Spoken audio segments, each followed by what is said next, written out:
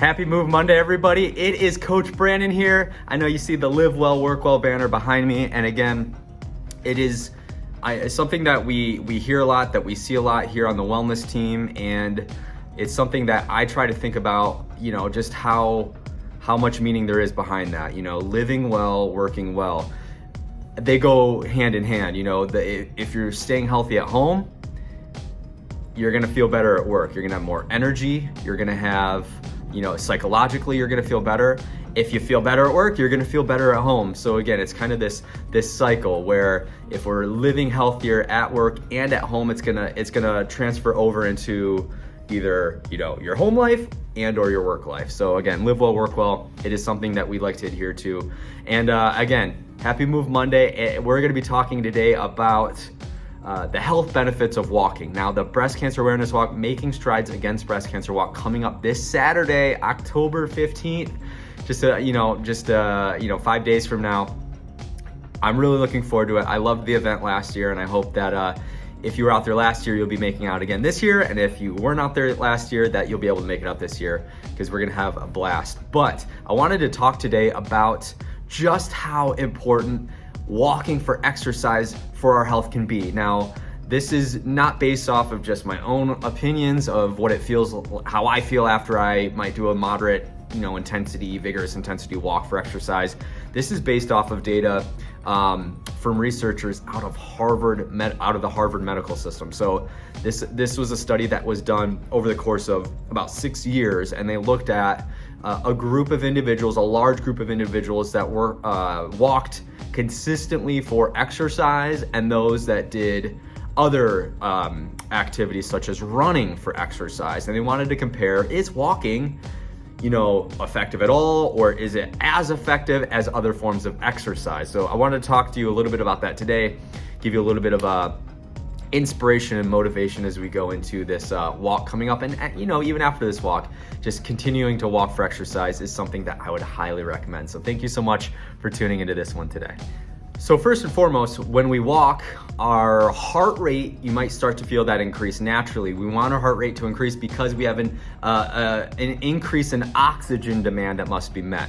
Our tissues in our body are requiring more oxygen to work properly. So our heart has to pump more rapidly. Our lungs, we're breathing more rapidly. That's helping to get the oxygen into our body, which our heart is then pumping that oxygenated blood in throughout our arteries to our tissues to meet that oxygen demand. But what is also happening during that time is our body's releasing additional hormones into our bloodstream that is essentially other hormones that are positively impacting our health. So that's one of the very first things that is a positive response to walking for exercise.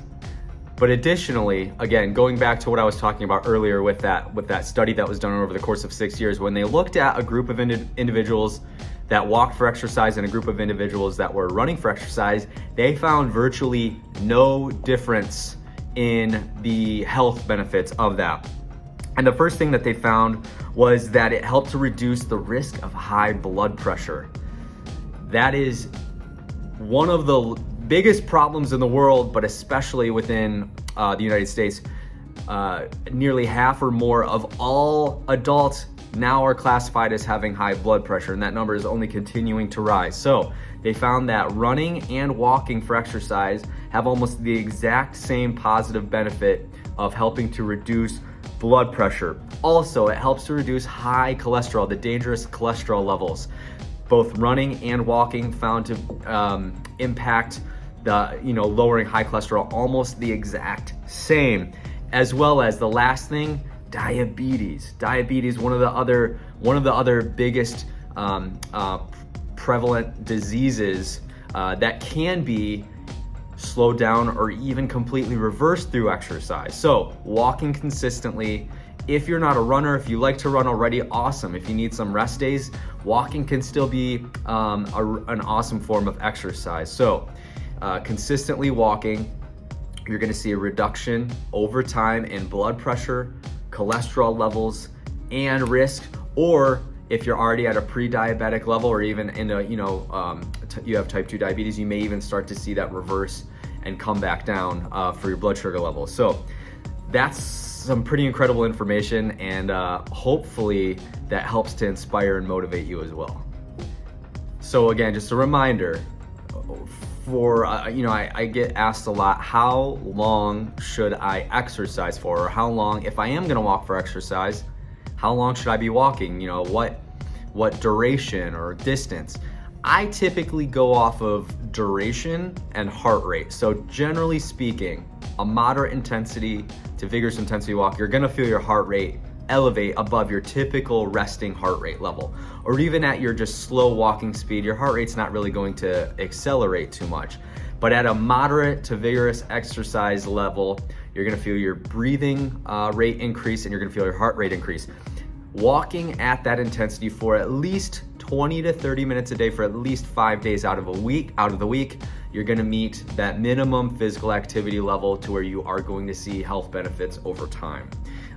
So again, walking, moderate to vigorous intensity, at least 20 to 30 minutes a day, at least 5 days out of the week, you will start to notice benefits, maybe even just how you feel, but also in blood pressure levels, in cholesterol levels, and potentially in diabetic blood glucose levels as well.